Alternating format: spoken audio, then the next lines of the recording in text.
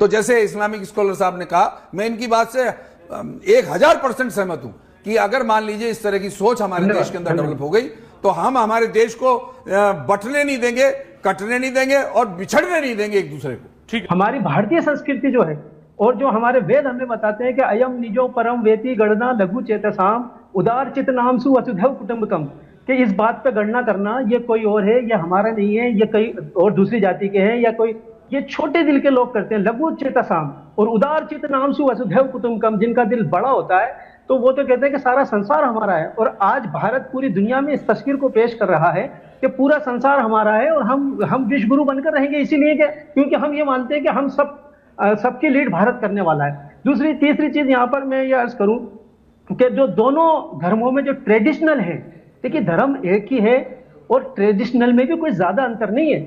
तीर्थ यात्रा से इस समारोह को या उत्सव को जोड़कर न देखें। तीर्थ यात्रा में चाहे वो मक्का की तीर्थ यात्रा हो या चारों धाम की तीर्थ यात्रा हो, वहां पर आप देखेंगे कि दोनों ही लोग जो कि नंगे पैर होते हैं, मक्का में भी नंगे पैर होंगे, तीर्थ यात्रा में भी नंगे, और दोनों ही लोग बिना सिले वस्त्र पहनते हैं, दोनों बिना सिले वस्त्र पहनते हैं। तीसरा, दोनों लोग परिक्रमा करते हैं, दोनों लोग केश का दान करते हैं।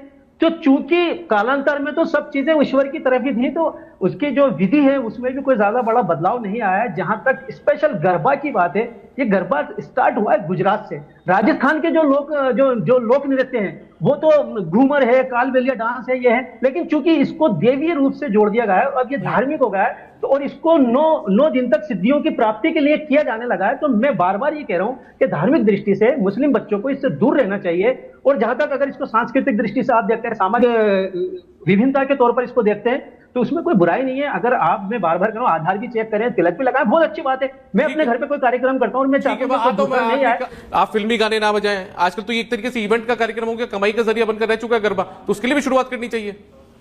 देखिए, जो हमारे इस्लामिक स्कॉलर हैं जिन्होंने जो बातें की हैं, अगर इन बातों के आधार पर ये समाज चलने लग जाए तो इतना झंझट ही खत्म हो जाए ना। बिल्कुल। जिस तरह से आप संस्कृत के श्लोक बोल रहे हैं, जिस तरह से आपकी भावनाएं हैं, मैं कह रहा हूं कि अगर इस तरह की बातें हो गई हमारे देश में, जो मेरे ख्याल से होनी चाहिए, जितना जल्दी हो उतना जल्दी होना चाहिए, ताकि जो सांप्रदायिकता फैलाने वाले लोग हैं इनके मुंह पे ताला लगे और रुके। असगर जी।